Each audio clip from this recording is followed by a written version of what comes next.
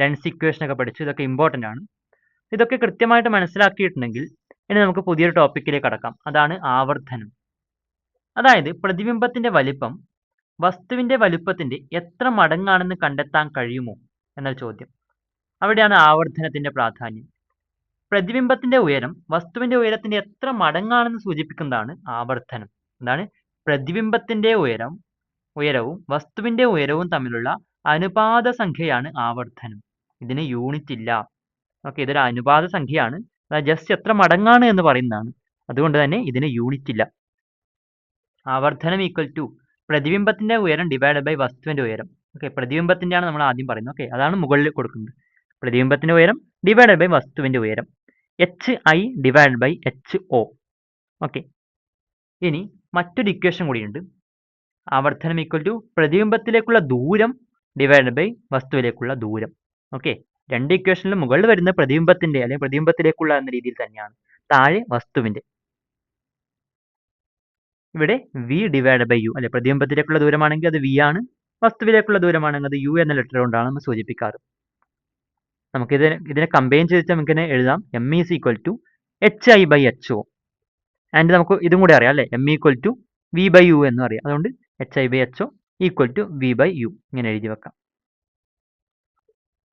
Cartesian ചിഹ്നരീതി അനുസരിച്ച് ആവർധനം positive ആണെങ്കിൽ പ്രതിബിംബം നിവർന്നതാണെന്നും ആവർധനം നെഗറ്റീവ് ആണെങ്കിൽ പ്രതിബിംബം തലകീഴായതാണെന്നും മനസ്സിലാക്കാം. ഓക്കെ, ആവർധനം നെഗറ്റീവ് ആണെങ്കിൽ എന്താണ്? പ്രതിബിംബം തലകീഴായത് അല്ലെ. ഈ തലതിരിഞ്ഞ പ്രവൃത്തി എന്നൊക്കെ പറയില്ലേ, നെഗറ്റീവ് പ്രവൃത്തി എന്നൊക്കെ പറയാറില്ലേ. അപ്പൊ ആ ഒരു രീതിയിൽ നമുക്കിത് എളുപ്പത്തിൽ ഓർമ്മിച്ച് വെക്കാം. തലകീഴായത് നെഗറ്റീവ് ആണെങ്കിൽ ആവർധനത്തിന്റെ ആ ഒരു ഉത്തരം നമുക്ക് കിട്ടിയത് നെഗറ്റീവ് ആണെങ്കിൽ അത് തല കീഴായത് എന്ന് പറയാം. ആ പ്രതിബിംബം തല കീഴായതായിരിക്കും. നമുക്ക് നോക്കാം, കുറച്ച് എക്സാമ്പിൾസ് നോക്കാം. അപ്പോൾ കൃത്യമായിട്ട് മനസ്സിലാകും. കണ്ടോ, ആവർത്തനം കണക്കാക്കി സ്വഭാവങ്ങൾ എഴുതുക. രണ്ട് ഇക്വേഷൻസ് പറഞ്ഞിട്ട് ഒന്നിക്കൽ ഇപ്പോൾ നമുക്ക് HI HO എന്നിവ അറിയുന്നെങ്കിൽ ഈ ഒരു ഇക്വേഷൻ ഉപയോഗിക്കാം. ഇനി പ്രതിബിംബത്തിലേക്കുള്ള ദൂരം വസ്തുവിലേക്കുള്ള ദൂരം എന്നിവയാണ് അറിയുന്നതെങ്കിൽ ഈ ഒരു ഇക്വേഷൻ ഉപയോഗിക്കാം. നോക്കിക്കോളൂ, ഇവിടെ തന്നിരിക്കുന്ന അളവുകൾ എന്തൊക്കെയാണ്? U തന്നിട്ടുണ്ട്, HO തന്നിട്ടുണ്ട്, V തന്നിട്ടുണ്ട്, HI തന്നിട്ടുണ്ട്. അതുകൊണ്ട് ഇതിൽ ഏത് ഇക്വേഷൻ വെച്ചിട്ട് നമുക്ക് ഉത്തരം കണ്ടെത്താൻ കഴിയും. ആദ്യം നമുക്ക് ഒന്നാമത്തെ ഇക്വേഷൻ നോക്കാം. M is equal to HI divide by HO ആണ്. അല്ല, HI എത്രയാണ്? നോക്കിക്കോളൂ, -0.6 സെൻറ്റിമീറ്റർ. HO എത്രയാണ്? 1.8 സെൻറ്റിമീറ്റർ. ഇത് ഹരിക്കുകയാണെങ്കിൽ നമുക്ക് കിട്ടും മൈനസ്. കണ്ടോ, മുകളിൽ മൈനസ്, താഴെ പ്ലസ്. ഓപ്പോസിറ്റ് സൈൻസ് ആണല്ലോ, വിപരീത ചിഹ്നങ്ങൾ ഇങ്ങനെ വരികയാണെങ്കിൽ ആൻസറിൽ മൈനസ് ചിഹ്നമായിരിക്കും ഉണ്ടാവുക. 1/3 എന്ന് കിട്ടും. അതായത് ഈ പോയിന്റ് കളയാൻ വേണ്ടിയിട്ട് നമ്മൾ മുകളിലും താഴെയും 10 കൊണ്ട് ഗുണിക്കുകയാണെന്ന് വിചാരിക്കുക. ഓക്കെ, കണ്ടു, ഇവിടെ പോയിന്റിന് ശേഷം ഒരു സംഖ്യയുണ്ട്, താഴെയും പോയിന്റിന് ശേഷം ഒരു സംഖ്യയാണുള്ളത്. അപ്പോൾ മുകളിലും താഴെയും 10 കൊണ്ട് ഗുണിക്കുകയാണെങ്കിൽ നമുക്ക് എന്ത് കിട്ടും? ഈ പോയിന്റ് മാറി കിട്ടും. അപ്പോൾ മുകളിൽ എന്ത് കിട്ടും? -0.6, അതായത് -6 എന്ന് കിട്ടും. ഓക്കെ, അടിയിലോ +1.8നെ 10 കൊണ്ട് ഗുണിച്ചാൽ ആ പോയിന്റ് അവിടെ നിന്ന് മാറി കിട്ടും, +18 എന്ന് കിട്ടും. ഓക്കെ, നമ്മൾ കഴിഞ്ഞ ചാപ്റ്ററിൻ്റെ വീഡിയോസിലൊക്കെ ഇത്തരം കാര്യങ്ങൾ ഡീറ്റെയിൽ ആയിട്ട് പറഞ്ഞിട്ടുണ്ട്. അതായത് -6 ഡിവൈഡ് ബൈ +18. ഇനി നോക്കുക, 6ൽ ഈ 6നെയും നമുക്ക് 6 കൊണ്ട് ഹരിക്കാം, 18നെയും 6 കൊണ്ട് ഹരിക്കാം. 6ൽ എത്ര 6 ഉണ്ട്? അതായത് 18 6ന്റെ ഗുണിതമായിട്ട് വരുന്നുണ്ടല്ലോ. 1 6 6, 2 6, 12, 3 6, 18. അതുകൊണ്ടാണ് നമ്മളിങ്ങനെ നോക്കുന്നത്. ഈ 6ൽ എത്ര 6 ഉണ്ട്? 1. അതുകൊണ്ട് നമുക്കിവിടെ 1 എന്ന് എഴുതാം. താഴെയോ 18ൽ എത്ര 6 ഉണ്ട്? 18ൽ 3 6, 3 6 18, 3. ഇനി ചിഹ്നം കൂടെ കൊടുക്കണമല്ലോ, മൈനസ്, താഴെ പ്ലസ്. അതായത് ഇങ്ങനെ കിട്ടും. എന്ന് വെച്ചാൽ മുകളിൽ താഴെയും വേറെ വേറെ ചിഹ്നങ്ങളാണ്. അപ്പോൾ ഉത്തരത്തിൽ മൈനസ് ചിഹ്നം മാത്രം കൊടുത്താൽ -1/3 എന്ന് കിട്ടും. അതാണ് ഇവിടെ കൊടുത്തിട്ടുള്ളത്. -1/3 എന്ന് കൊടുത്തിട്ടുണ്ട് ഇവിടെ. ഓക്കെ, ഇനി നമുക്ക് ഈ രണ്ടാമത്തെ ഇക്വേഷൻ വെച്ച് ചെയ്ത് നോക്കാം. V തന്നിട്ടുണ്ട്, U തന്നിട്ടുണ്ട്. അപ്പോൾ +30 ഡിവൈഡ് ബൈ -90. അവസാനമുള്ള 0 നമുക്ക് കട്ടായി കളയാം. 3/9. 3ൽ എത്ര 3 ഉണ്ട്? 1. 9ൽ എത്ര 3 ഉണ്ട്? 3. 3 3 9 അല്ലേ, 3. അപ്പോൾ ഇവിടെ സെയിം ആൻസർ തന്നെ കിട്ടുന്നതായിട്ട് നമുക്ക് കാണാം. ഇനി നോക്കുക, ആവർധനം 1ൽ കുറവായതിനാൽ പ്രതിബിംബം വസ്തുവിനേക്കാൾ ചെറുതാണെന്ന് മനസ്സിലാക്കാം. ഈ ആവർധനത്തിന്റെ ഉത്തരം കിട്ടിയാൽ -1/3 എന്ന് കിട്ടി. ഓക്കെ, ഇതിന്റെ ഈ ഒരു മാഗ്നിറ്റ്യൂഡ്, ഈ ഒരു പരിമാണം എടുക്കുക, ഈ അളവ് മാത്രം എടുക്കുക. 1/3 എന്ന് വെച്ചാൽ 3ൽ 1 ഭാഗം എന്നാണ്. അതായത് 1/1 ഭാഗം എന്ന് വെച്ചാൽ 1നേക്കാളും ചെറുതാണല്ലോ. ഓക്കെ, നോക്കുക, ഇതൊരു കേക്കാണെന്ന് സങ്കല്പിക്കുക. ഓക്കെ, ഇതൊരു കേക്ക്. അപ്പോൾ 1 എന്ന് വെച്ചാൽ ഇത് 1/3 തന്നെ 1/1 ഭാഗം, അതായത് ഇതിന്റെ 1/1 ഭാഗം മാത്രമേ എടുത്തു. അപ്പോൾ ഏതാണ് വലുത്? 1 അല്ലേ വലുത്. അതായത് ഒരു കേക്ക് മുഴുവനായിട്ട് എടുത്താൽ ഇത് ഈ 1/1 ഭാഗത്തിനേക്കാളും വലുതാണല്ലോ. അതാണ് പറഞ്ഞത് ആവർത്തനം ഇവിടെ 1ൽ കുറവാണ്. ഇങ്ങനെ ഇതിന്റെ മാഗ്നിറ്റ്യൂഡ്, ഇതിന്റെ അളവ് 1ൽ കുറവാണെങ്കിൽ പ്രതിബിംബം വസ്തുവിനേക്കാൾ ചെറുതാണെന്ന് മനസ്സിലാക്കാം. ഇനി ഇതിന്റെ ചിഹ്നം, ഇവിടെ മൈനസ് ചിഹ്നമാണല്ലോ, നെഗറ്റീവ് ചിഹ്നമാണല്ലോ. ആ നെഗറ്റീവ് ചിഹ്നം സൂചിപ്പിക്കുന്നത് എന്താണ്? തലകീഴായതാണെന്നും പിന്നെ യഥാർത്ഥവുമാണെന്നാണ്. ഓക്കെ, ഈ ഒരു കാര്യം നമ്മളൊന്ന് ചുരുക്കിയിട്ട് താഴെ പറഞ്ഞിട്ടുണ്ട്. നമുക്കപ്പോൾ നോക്കാം ഒന്നുകൂടി. ഓക്കെ, ഇത്ര കാര്യം നിങ്ങൾക്ക് മനസ്സിലായിട്ടുണ്ടെന്ന് വിചാരിക്കുന്നു. ഇനി എന്താണ് പറഞ്ഞിട്ടുള്ളത്? പ്രതിബിംബത്തിന്റെ സ്വഭാവത്തിന് ആവർത്തനവുമായുള്ള ബന്ധം പരിഗണിച്ച് പട്ടിക പൂർത്തീകരിക്കാൻ പറഞ്ഞിട്ടുണ്ട്. അത് നമുക്ക് ഈ ഒരു കാര്യം നോക്കാം. ഇവിടെ എന്താണ് കൊടുത്തിട്ടുള്ളത് നോക്കാം. 1, നമുക്ക് ഇപ്പോൾ 2 ആവർത്തനത്തിന്റെ വാല്യൂസ് കിട്ടിയ ഏതോ ഒരു സാഹചര്യത്തിൽ -2 എന്നും മറ്റൊരു സാഹചര്യത്തിൽ +1.5 എന്നും കിട്ടിയിട്ടുണ്ട് വിചാരിച്ചോ. അങ്ങനെയാണെങ്കിൽ ഇതിൽ ഈ ഒരു വാല്യൂവിൽ അതിന്റെ സൈൻ എന്താണ്? നെഗറ്റീവാണ്. ഈ 2 എന്ന് വെച്ചാൽ അതിന്റെ മാഗ്നിറ്റ്യൂഡാണ്, അതിന്റെ പരിമാണമാണ്. ഓക്കെ, അപ്പോൾ സൈൻ എന്താണെന്നും മാഗ്നിറ്റ്യൂഡ് എന്താണെന്ന് നിങ്ങൾക്ക് മനസ്സിലായി. ഇവിടെയോ +1.5 ആണെങ്കിൽ അതിന്റെ സൈൻ പ്ലസ് ആണ്, പോസിറ്റീവ് ആണ്, പിന്നെ മാഗ്നിറ്റ്യൂഡ് 1.5 ആണ്. അപ്പോൾ സൈൻ എന്താണെന്നും മാഗ്നിറ്റ്യൂഡ് എന്താണെന്ന് നിങ്ങൾക്ക് മനസ്സിലായി കഴിഞ്ഞു. അതായത് അതിന്റെ ചിഹ്നവും പരിമാണം, ഓക്കെ, അല്ലെങ്കിൽ അളവ് എന്ന് പറഞ്ഞാലും മതി. ഓക്കെ, ഇനി സൈൻ പോസിറ്റീവ് ആണെങ്കിൽ അതിന് 2 പ്രത്യേകതകളാണ് പഠിക്കാനുള്ളത്. ഒന്ന്, അത് നിവർന്നതാണെന്നും പിന്നെ അത് മിഥ്യ ആണെന്നും. ഓക്കെ, സൈൻ പോസിറ്റീവ് ആണെങ്കിൽ അത് നിവർന്നതാണ്, അത് മിഥ്യയുമാണ്. നമ്മൾ കഴിഞ്ഞ എക്സാമ്പിൾസിലൊക്കെ കണ്ടിട്ടുള്ള കാര്യമാണ്. ഇത് അതിൻ്റെ ഇംഗ്ലീഷാണ്, ഇറക്റ്റ്, വെർച്വൽ എന്നിവ. എക്സാമ്പിൾസിലൊക്കെ കണ്ടിട്ടുണ്ട്. നിവർന്ന പ്രതിബിംബം ലഭിക്കുന്നത് എപ്പോഴും വസ്തുവിന്റെ അതേ ഭാഗത്തായിട്ടാണ്. ഇപ്പോൾ ഇവിടെ ലെൻസ് വെച്ചിട്ടുണ്ട് വിചാരിച്ചോളൂ. ഇതിന്റെ പ്രകാശിക അക്ഷമാണ്. അപ്പോൾ ഇവിടെ വസ്തു വെച്ചിട്ടുണ്ടെങ്കിൽ നിവർന്ന പ്രതിബിംബം എപ്പോഴും ലഭിക്കുന്നത്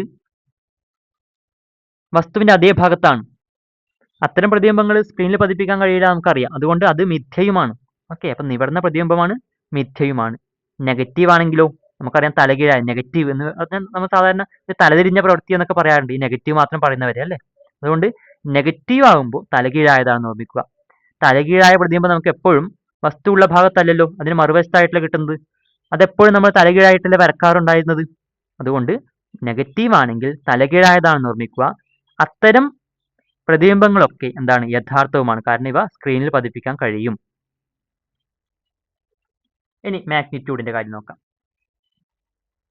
1ൽ കൂടുതലാണെങ്കിൽ, ആ കിട്ടിയ മാഗ്നിറ്റ്യൂഡ് 1ൽ കൂടുതലാണെങ്കിൽ അത് വലുതാണ്. പ്രതിബിംബം എന്താണ്? വസ്തുവിനേക്കാൾ വലുതാണ്, മാഗ്നിഫൈഡ് ആണെന്ന് പറയാം.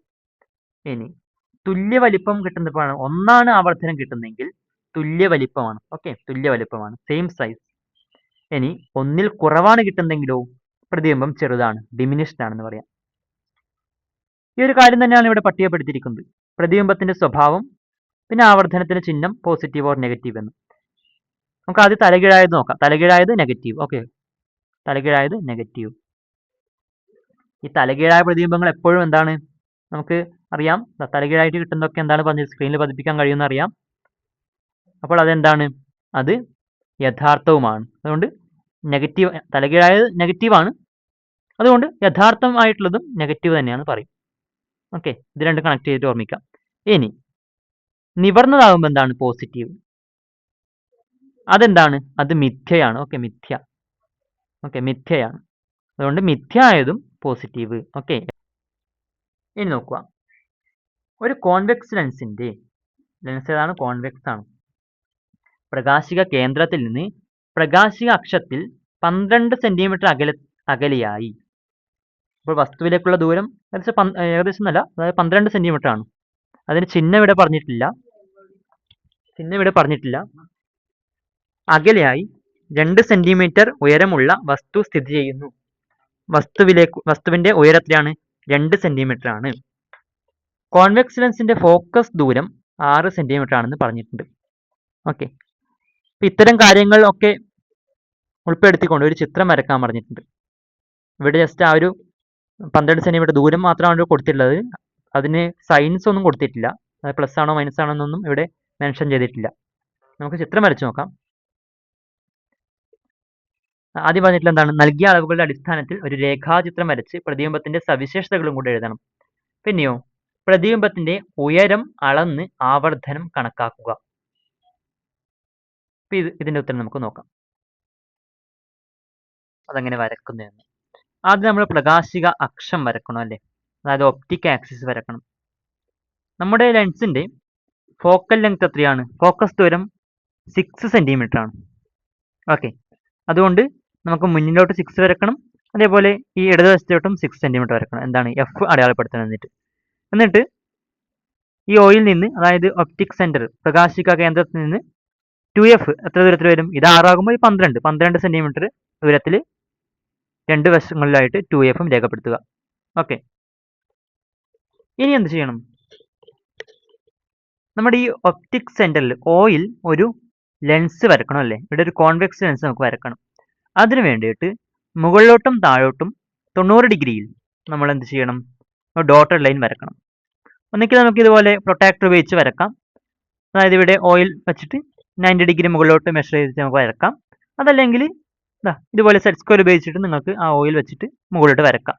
ഞാനിവിടെ ഒരു 3 സെന്റിമീറ്റർ മുകളിലോട്ടും 3 സെന്റിമീറ്റർ താഴേക്കും ആയിട്ട് വരച്ചിട്ടുണ്ട്. ഓക്കെ, കണ്ടോ?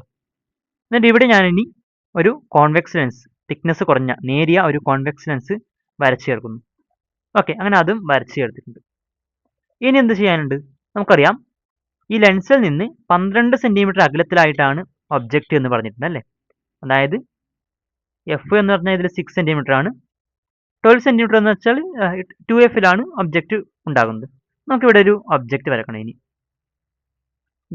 ഇവിടെ 2 സെന്റിമീറ്റർ ഹൈറ്റുള്ള ഒരു ഒബ്ജക്റ്റ് ഞാനിവിടെ വരച്ചിട്ടുണ്ട്. ഇവിടെ നിന്ന് 12 സെന്റിമീറ്റർ അകലത്തിൽ, അങ്ങനെയല്ല ക്വസ്റ്റ്യൻ ഉണ്ടായിരുന്നത്. ഇപ്പോൾ ഇവിടെ ഞാൻ 2 സെന്റിമീറ്റർ ഉയരമുള്ള ഒരു ഒബ്ജക്റ്റ് വരച്ചു. ഇത് 90 ഡിഗ്രി ഇത് വരക്കുക, അത് കുത്തനെ വരക്കുക ഇത്. ഓക്കെ, ഇനി എന്ത് ചെയ്യണം? ഇതിന് ടോപ്പിൽ നിന്ന് ഇവിടെ ഒബ്ജക്റ്റ് എന്ന് എഴുതാം കേട്ടോ, ഇവിടെ ഒബ്ജക്റ്റ് എന്ന് എഴുതാം. ഇനി ഇതിന് ടോപ്പിൽ നിന്ന് മിനിമം 2 ലൈൻസ് നമ്മൾ വരക്കണം, അതായത് 2 പ്രകാശരശ്മികൾ വരക്കണം അല്ലേ. ആ 2 റേസ് ഓഫ് ലൈറ്റ് എങ്ങനെയൊക്കെ വരക്കാം? ഒന്നാമത് നമുക്ക് ഈ ഒപ്റ്റിക് ആക്സിസിന്, പ്രകാശിക അക്ഷത്തിന് പാരലായിട്ട്, അതായത് സമാന്തരമായിട്ട് നമുക്ക് വരക്കാം.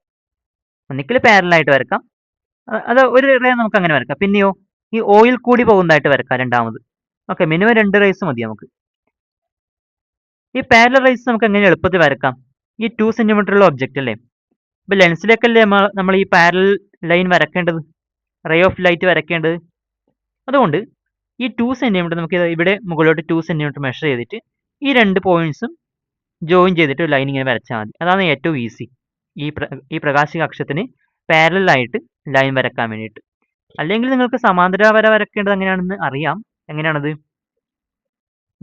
ഈ ഒരു ലൈൻ, ഇവിടെ ലൈൻ ഉണ്ട്, ഇതിന് സമാന്തരമായിട്ട് പാരലായിട്ട് ഈ ഒരു ഡോട്ടിൽ കൂടി ഒരു ലൈൻ വരക്കണമെങ്കിൽ എന്ത് ചെയ്യണം?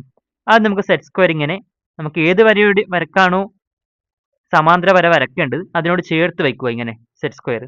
എന്നിട്ട് സെറ്റ് സ്ക്വയറിനോട് ചേർത്തിട്ട് സ്കെയിൽ വയ്ക്കുക. ഓക്കെ, ഇത് അമർത്തി പിടിക്കണം ഇങ്ങനെ പേപ്പറിലോട്ട്. പേപ്പറിൽ ഈ സെറ്റ് സ്ക്വയർ അമർത്തി പിടിക്കുക. എന്നിട്ട് അതിനോട് ചേർത്തിട്ട് നമ്മളിങ്ങനെ സ്കെയിൽ വെച്ചു, അത് നമ്മൾ നന്നായിട്ട് അമർത്തി പിടിച്ചു. ഇനി എന്ത് ചെയ്യും? ഈ സെറ്റ് സ്ക്വയർ ഇങ്ങനെ തന്നെ ഉയർത്തണം, ഇതിനോട് ചേർത്ത് പിടിച്ചുകൊണ്ട്, തെറ്റാതെ ഈ പേപ്പറിനോട് അമർത്തി പിടിച്ചുകൊണ്ട് ഇങ്ങനെ ഉയർത്തണം.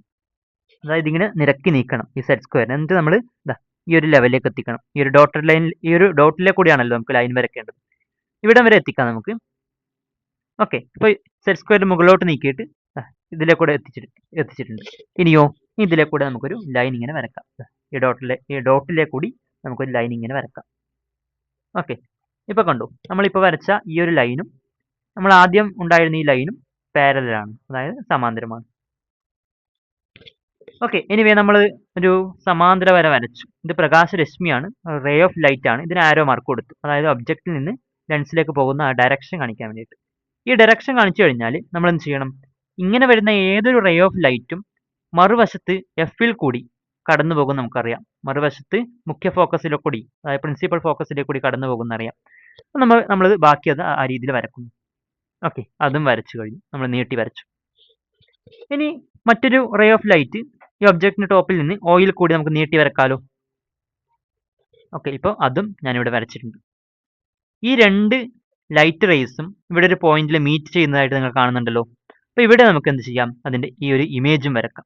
ഓക്കെ, പ്രതിബിംബം നമുക്ക് ഇവിടെ ഇങ്ങനെ വരക്കാം. ഓക്കെ, ഉണ്ടോ, പ്രതിബിംബവും നമ്മൾ വരച്ചു കഴിഞ്ഞു, ഇമേജ് വരച്ചു കഴിഞ്ഞു. എന്നിട്ട് ഇവിടെ ഇമേജ് എന്ന് എഴുതാം. ഇനി നോക്കിക്കോളൂ, എവിടെയാണ് നമുക്ക് കിട്ടിയിരിക്കുന്നത്, മറുവശത്ത് 2Fൽ തന്നെയാണ് നമുക്ക് 2Fലാണ് നമുക്ക് ഈ ഒരു ഇമേജ് കിട്ടിയിരിക്കുന്നത്. ഓക്കെ, നമുക്ക് അല്ലെങ്കിലും അറിയാം ഒബ്ജക്റ്റ് 2Fലാണെങ്കിൽ പ്രതിബിംബം മറുവശത്ത് 2Fൽ കിട്ടുമെന്ന് നമ്മൾ പഠിച്ചിട്ടുണ്ട് അല്ലേ. ഓക്കെ, അങ്ങനെ നമുക്ക് ഇവിടെ ലഭിച്ചിരിക്കുന്നു. ഇനി ഇത് നമ്മളൊന്ന് മെഷർ ചെയ്യാം. എത്രയാണ് ഇതിൻ്റെ ഒരു ഹൈറ്റ് കിട്ടുന്നത്? 2 സെൻറ്റിമീറ്റർ ആണല്ലേ. നോക്കിക്കോളൂ, 2 സെൻറ്റിമീറ്റർ ആണ് ഇതിൻ്റെ ഹൈറ്റ്. കാർട്ടീഷ്യൻ ചിഹ്നരീതി അനുസരിച്ച് ആവർത്തനം കണക്കാക്കുമ്പോൾ ഈ ഒരു ഹൈറ്റ് -2 സെൻറ്റിമീറ്റർ ആയിട്ട് എടുക്കണം. കാരണം എന്തുകൊണ്ടാണ്? ഇത് പ്രകാശിക അക്ഷത്തിന്, ഒപ്റ്റിക് ആക്സിസിന് താഴോട്ടാണ്. ഓക്കെ, ഡൗൺവേർഡ്സ് ആണ് നമ്മളിത് അളക്കുന്നത്. ഓക്കെ, അപ്പം ഇങ്ങനെയാണ്. ഇവിടെ ഒബ്ജക്റ്റ് എന്ന് എഴുതിയിട്ടുണ്ട്, ഇവിടെ ഇമേജ് എന്ന് എഴുതിയിട്ടുണ്ട്. എല്ലാ കാര്യങ്ങളും ഇവിടെ കൃത്യമായിട്ട് നമ്മൾ വരച്ചു ചേർത്തിട്ടുണ്ട്. ഓക്കെ, നമ്മൾ എത്രമാത്രം കൃത്യമായിട്ട് വരക്കുന്നുവോ അത്രമാത്രം കൃത്യമായ പ്രതിബിംബവും നമുക്ക് കിട്ടും.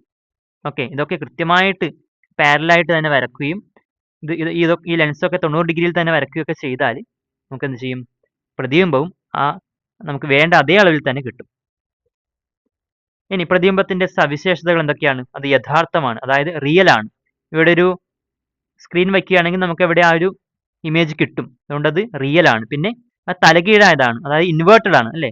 ഇത് തലകീഴായിട്ടാണ് കാണുന്നത്, ഇൻവേർട്ടഡ് ആണ്. പിന്നെ തുല്യ വലിപ്പമാണ്, അതായത് ഒബ്ജക്റ്റിന് അതേ വലിപ്പം, ഒബ്ജക്റ്റ് 2 സെൻറ്റിമീറ്റർ ആയിരുന്നല്ലോ, അതേ വലിപ്പം തന്നെയാണ് നമുക്കിവിടെ ഇമേജിനും കിട്ടിയിരിക്കുന്നത്, തുല്യ വലിപ്പം. Same height as that of object. Okay, പ്രതിബിംബത്തിന്റെ ഉയരം അളന്ന് ആവർത്തനം കണക്കാക്കുക. നമ്മൾ ഉയരം അളന്നു, എത്രയാണ്? HO 2 സെൻറ്റിമീറ്റർ ആണെന്ന് അറിയാം. അതായത് വസ്തുവിന്റെ ഉയരം HO = 2 സെൻറ്റിമീറ്റർ, മുകളിലോട്ടാണ് അളക്കുന്നതുകൊണ്ട് +2 സെൻറ്റിമീറ്റർ. പിന്നെയോ പ്രതിബിംബത്തിന്റെ ഉയരം എത്രയാണ്? അളന്നു കഴിഞ്ഞു നമ്മൾ, HI, പ്രതിബിംബത്തിന്റെ ഉയരം, height of the image -2 centimetre, താഴോട്ടായതുകൊണ്ട് മൈനസ് ചിഹ്നം. ഇനി ആവർത്തനത്തിന്റെ ഇക്വേഷൻ, ഈ HOയും HIയും ഉള്ള ഒരു ഇക്വേഷൻ നമുക്കറിയാം. എന്താണത്? M = ആവർത്തനം M = HI / HO ആണെന്നറിയാം. ഓക്കെ, അപ്പോൾ HIക്കും HOയ്ക്കും നിങ്ങൾ സബ്സ്റ്റിറ്റ്യൂട്ട് ചെയ്യുക, = +2 / -2. ഓക്കെ, -2 എത്രയാണ്? 2 ഹരിക്കണം 2 1 വിപരീത ചിഹ്നങ്ങൾ, പ്ലസും മൈനസും ആണ് വേറെ വേറെ ചിഹ്നങ്ങൾ. അപ്പോൾ ആൻസറിൽ മൈനസ് ചിഹ്നം വരും, -1. ഓക്കെ, യൂണിറ്റ് ഒന്നുമില്ല, -1 എന്ന് എഴുതിയാൽ മതി. ഇതാണ് അതിൻ്റെ ആവർത്തനം. അടുത്ത ക്വസ്റ്റ്യൻ നോക്കുക. ഒരു കോൺകേവ് ലെൻസിന്റെ ഫോക്കസ് ദൂരം 20 സെൻറ്റിമീറ്റർ ആണ്. അതിന്റെ പ്രകാശിക അക്ഷത്തിൽ ഫോക്കസ് ദൂരം 20 സെൻറ്റിമീറ്റർ, കോൺകേവ് ലെൻസ് ആണെന്ന് പറഞ്ഞിട്ടുണ്ട്. അപ്പോൾ F = -20 സെൻറ്റിമീറ്റർ എന്ന് കൊടുക്കാം, കാരണം കോൺകേവ് ലെൻസിൽ എപ്പോഴും അതിന്റെ ഫോക്കസ് ദൂരം നെഗറ്റീവ് ആണ്, കാർട്ടീഷ്യൻ ചിഹ്ന രീതി അനുസരിച്ച്. അതിന്റെ പ്രകാശിക അക്ഷത്തിൽ 2 സെൻറ്റിമീറ്റർ ഉയരമുള്ള ഒരു വസ്തു, HO എത്രയാണ്? HO അതിന്റെ height of the object 2 centimetre. ഒരു വസ്തു ലെൻസിൽ നിന്ന് 30 സെൻറ്റിമീറ്റർ അകലെ സ്ഥിതി ചെയ്യുന്നു. വസ്തുവിലേക്കുള്ള ആ ഒരു ദൂരം 30 സെൻറ്റിമീറ്റർ ആണ്. ഒന്നാമത്തെ ക്വസ്റ്റ്യൻ, ലെൻസിൽ നിന്നും പ്രതിബിംബത്തിലേക്കുള്ള ദൂരം കണക്കാക്കുക. രണ്ടാമത്തെ ക്വസ്റ്റ്യൻ, ഈ അവസരത്തിൽ ആവർത്തനം എത്രയായിരിക്കും? പ്രതിബിംബത്തിന്റെ പ്രത്യേകതകൾ എന്തെല്ലാമാണ്? ഇതിന്റെ ആൻസർ നമുക്ക് നോക്കാം. അതിനു മുമ്പ് നിങ്ങൾ ടെക്സ്റ്റ് ബുക്ക്, നോട്ട് ബുക്ക് ഒക്കെ തുറന്ന് വെച്ച് റെഡി ആയിരിക്കുക ആൻസർ ചെയ്യാൻ വേണ്ടിയിട്ട്. അടുത്ത പാർട്ട്, അതായത് ഇതിന്റെ ആൻസർ സോൾവ് ചെയ്യുന്നത് ഇംഗ്ലീഷ് മീഡിയത്തിനും മലയാളം മീഡിയത്തിനും കോമൺ ആയിട്ടുള്ള ഒരു വീഡിയോ ആയിട്ടാണ് ആക്കിയിരിക്കുന്നത്. അതുകൊണ്ട് 2 ടേംസ് നമ്മൾ പറയുന്നതാണ്. ലെൻസുകൾ ഉപയോഗപ്പെടുത്തുന്ന ഉപകരണങ്ങൾ ഏതെല്ലാം? ഇത് നമുക്ക് ഇതിന്റെ ആൻസർ സോൾവ് ചെയ്തതിനു ശേഷം പറയാം. കാര്യങ്ങൾ ഉപയോഗിച്ച് നമുക്കൊരു ഏകദേശ ചിത്രം വരച്ചു നോക്കാം. ഓക്കെ, ഒരു കോൺകേവ് ലെൻസ് ഇവിടെ വരച്ചിട്ടുണ്ട്. നമ്മൾ വസ്തു ഈ ഒരു ചിത്രത്തിൽ ലെഫ്റ്റ് സൈഡിൽ വരുന്ന രീതിയിൽ നമുക്ക് വരക്കാം വസ്തുവിനെ. ഓക്കെ, അപ്പോൾ കോൺകേവ് ലെൻസിന്റെ ഫോക്കൽ ലെങ്ത്, ഫോക്കസ് ദൂരം നെഗറ്റീവ് ആണെന്നറിയാം. നമ്മൾ ഈ വസ്തു ഉള്ള അതേ വസ്തുവിലേക്ക് കോൺകേവ് ലെൻസിന്റെ ഫോക്കൽ ലെങ്ത് നമ്മളിങ്ങനെ അടയാളപ്പെടുത്തി 20 സെൻറ്റിമീറ്റർ. ഓക്കെ, നോക്കുക, വസ്തുവിലേക്കുള്ള ദൂരം 30 സെൻറ്റിമീറ്റർ ആണ് തന്നിട്ടുണ്ട്, 30 സെൻറ്റിമീറ്റർ. അതായത് ഇവിടുന്ന് വസ്തുവിലേക്കുള്ള അകലം ഏകദേശം ഇവിടെ വരും അല്ലേ, 30 സെൻറ്റിമീറ്റർ. ഇത് 20, 30 ആകുമ്പോൾ ഏകദേശം ഈ ഒരു ദൂരത്തിൽ നമ്മൾ വസ്തു വരക്കാം. ഓക്കെ, അത്രയാണ്. വസ്തുവിൻ്റെ ഉയരം 2 സെൻറ്റിമീറ്റർ ആണെന്നും പറഞ്ഞിട്ടുണ്ട്. Height of the object 2 centimetre ആണെന്ന് പറഞ്ഞിട്ടുണ്ട്. ഓക്കെ, ഇത്രയും ആയിക്കഴിഞ്ഞാൽ നോക്കുക, ഇത് ഒബ്ജക്റ്റ്, ഈ ഒബ്ജക്റ്റിൽ നിന്ന് ലെഫ്റ്റ് ടു റൈറ്റ് ഈ ഒരു ഡയറക്ഷനിലാണ് ലൈറ്റ് പോകുന്നത് അല്ലേ, പ്രകാശരശ്മി പോകുന്നത് ഈ ഒരു ഡയറക്ഷനിലാണ്. ഫോക്കൽ ലെങ്ത് നെഗറ്റീവാണ്, അതായത് ഈ ഒരു ഡയറക്ഷൻ ഓപ്പോസിറ്റ് ആയിട്ടാണ് നമ്മൾ അളക്കുന്നത്. കണ്ടോ, ഓയിൽ നിന്ന് ഒപ്റ്റിക് സെൻറ്ററിൽ നിന്ന് ഇതാ ഇതിന് ഓപ്പോസിറ്റ് ആയിട്ട് നമ്മൾ അളക്കുന്നു 20 സെൻറ്റിമീറ്റർ. അപ്പോൾ നമുക്ക് എഴുതാം F is equal to -20 centimetre. പിന്നെ ഈ വസ്തുവിലേക്കുള്ള ദൂരം തന്നിട്ടുണ്ട് ക്വസ്റ്റ്യനിൽ 30 സെൻറ്റിമീറ്റർ ആണെന്നുണ്ട്. അത് നമ്മൾ ഈ ഒരു ഡയറക്ഷനിൽ അളക്കുന്നത് നോക്കിക്കോളൂ. ഈ നമ്മുടെ ഒപ്റ്റിക് സെൻറ്ററിൽ നിന്ന് പ്രകാശക കേന്ദ്രത്തിൽ നിന്ന് വസ്തുവിലേക്ക് ഈ ഒരു ഡയറക്ഷൻ അളക്കുന്നു. ഇതും നമ്മുടെ ഈ ലൈറ്റ് റേയുടെ ഡയറക്ഷന് ഓപ്പോസിറ്റ് ആണല്ലോ. അപ്പോൾ ഇതും നമ്മൾ -30 സെൻറ്റിമീറ്റർ എന്ന് കൊടുത്തു. ഇനി നമുക്ക് എന്താ അറിയാം, ഈ വസ്തുവിൻ്റെ ഹൈറ്റ് അറിയാം അല്ലേ, 2 സെൻറ്റിമീറ്റർ ആണ്. മുകളിലോട്ടാണ് അളക്കുന്നത്, +2 സെൻറ്റിമീറ്റർ എന്ന് കൊടുത്തു. ഇനി നമുക്ക് എന്താണ് കണ്ടുപിടിക്കേണ്ടത്, distance from the lens to the image. ലെൻസിൽ നിന്ന് ഇമേജിലേക്കുള്ള ആ ഒരു ഡിസ്റ്റൻസ്, പ്രതിബിംബത്തിലേക്കുള്ള ദൂരം, അത് വി എന്ന ലെറ്റർ കൊണ്ടാണ് സൂചിപ്പിക്കുന്നത് നമുക്കറിയാം. നമുക്ക് ഈ എഫും യുവും വിയും ഒക്കെ കണക്ട് ചെയ്യുന്ന ഇക്വേഷൻ അറിയാം. ഏതാണത്, ലെൻസ് സമവാക്യം, lens equation 1/f is equal to 1/v minus 1/u. ഈ 1/v ടേമിനെ മാത്രം നമുക്ക് അവിടെ വയ്ക്കാം. എന്തിനാണ് അങ്ങനെ ചെയ്യുന്നത്, വി ആണ് നമുക്ക് കണ്ടുപിടിക്കേണ്ടത്, അതുകൊണ്ട് ഈ ഒരു ടേം മാത്രം നമ്മൾ ഇവിടെ വയ്ക്കുന്നു. എന്നിട്ട് ഈ -1/u ഉണ്ടല്ലോ, ഇതിന് നമുക്ക് LHS അതായത് ലെഫ്റ്റ് ഹാൻഡ് സൈഡിലോട്ട് ഇടാം. അപ്പോൾ എന്ത് കിട്ടും, 1/f ഈ -1/u ഈ ഈക്വൽ ടു സിമ്പലിനെ ഇപ്പുറം സൈഡിലോട്ട് വരുമ്പോൾ +1/u ആവും. ഓക്കെ, അതുകൊണ്ട് +1/u എന്ന് എഴുതി. ഈ ഒരു സൈഡിൽ 1/v മാത്രം ബാക്കിയുണ്ട്. ഇനി ഞാൻ ഈ റൈറ്റ് സൈഡിലുള്ളത് ലെഫ്റ്റ് സൈഡിലും ലെഫ്റ്റ് സൈഡിലുള്ളത് റൈറ്റ് സൈഡിലായിട്ട് എഴുതിയിട്ടുണ്ട്. ഇനി നോക്കാം ഇതെങ്ങനെ ചെയ്യാം. 1 മൾട്ടിപ്ലൈഡ് ബൈ യു, അതായത് ഒരു യു എന്ന് വെച്ചാൽ യു ആണ്, അത് ഞാനിവിടെ എഴുതിയിട്ടുണ്ട്. ഇതിനിടയിലുള്ള സൈൻ എന്താണ്, പ്ലസ്, ആ പ്ലസ് കൊടുത്തു. പിന്നെ 1 മൾട്ടിപ്ലൈഡ് ബൈ എഫ്, അതായത് ഒരു എഫ്, എത്രയാണ് എഫ്, അതും എഴുതി.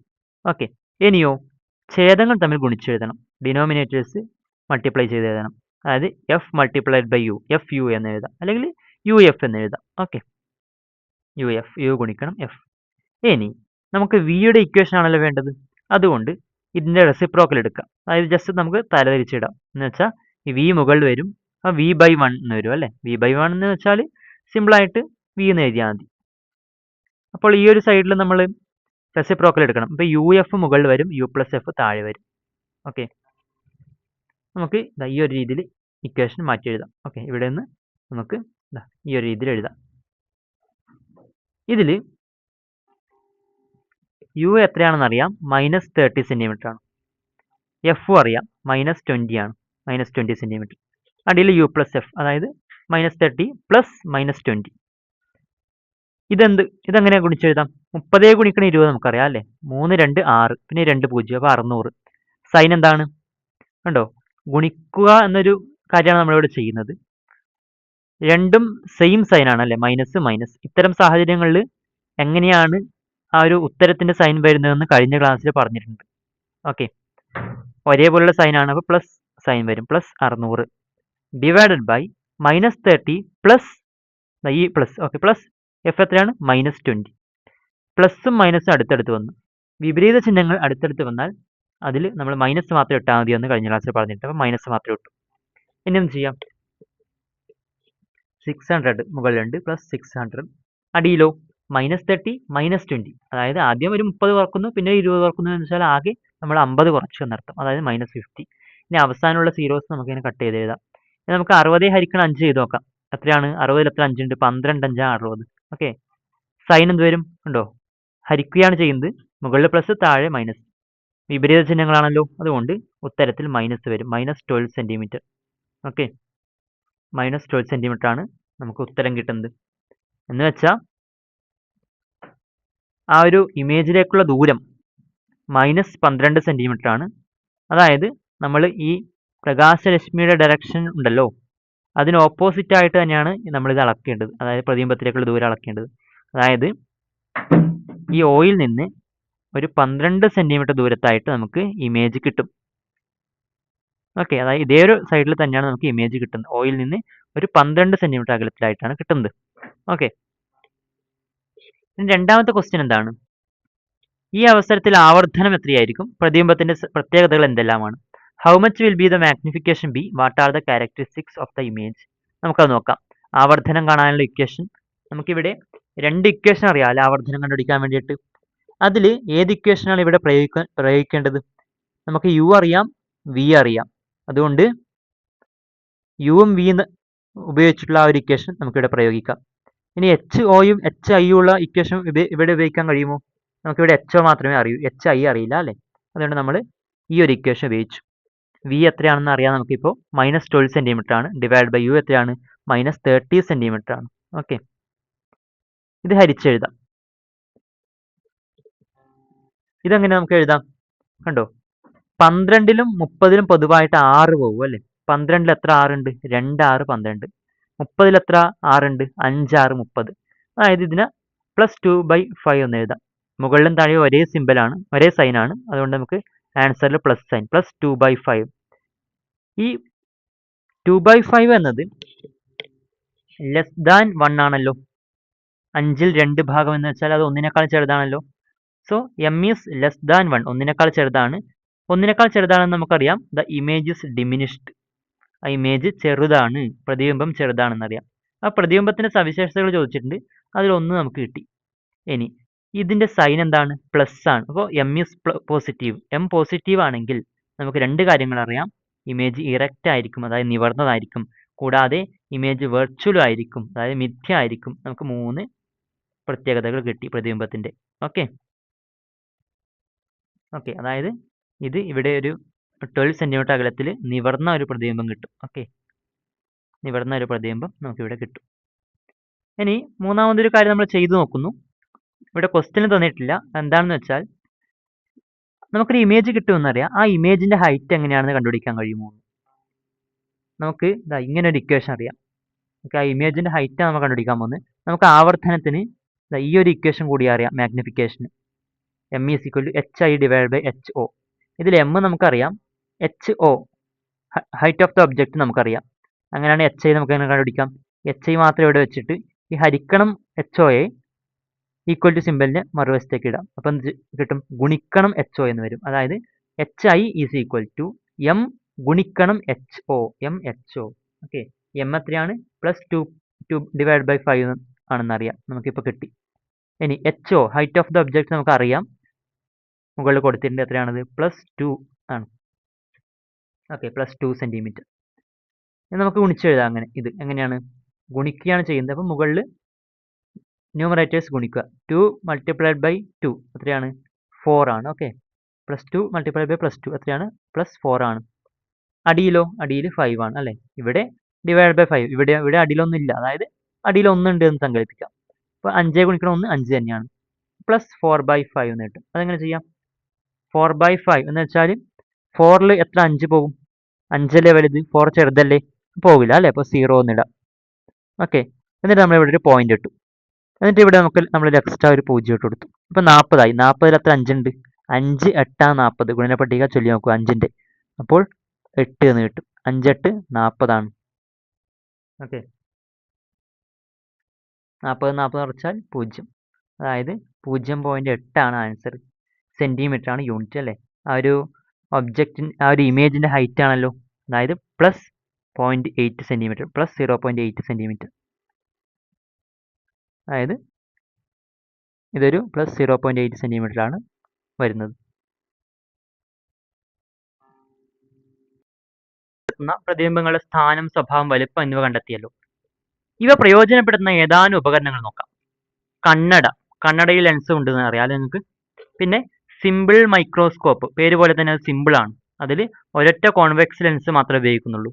പിന്നെ കോമ്പൗണ്ട് മൈക്രോസ്കോപ്പ്, ഇതിൽ ഒന്നിലധികം ലെൻസുകൾ, കോൺവെക്സ് ലെൻസുകൾ ഉപയോഗിക്കുന്നുണ്ട്. പിന്നെയാണ് ടെലിസ്കോപ്പ്, വാന നിരീക്ഷണത്തിനൊക്കെ ഉപയോഗിക്കുന്ന ടെലിസ്കോപ്പ്, അതിലും ലെൻസുകൾ ഉപയോഗിക്കുന്നുണ്ട്. കണ്ണട വാങ്ങാനായി ഡോക്ടർമാർ നൽകിയ കുറിപ്പുകൾ ശ്രദ്ധിച്ചിട്ടുണ്ടോ? അതിൽ രേഖപ്പെടുത്തിയത് എന്താണെന്ന് തിരിച്ചറിയാൻ കഴിയുമോ?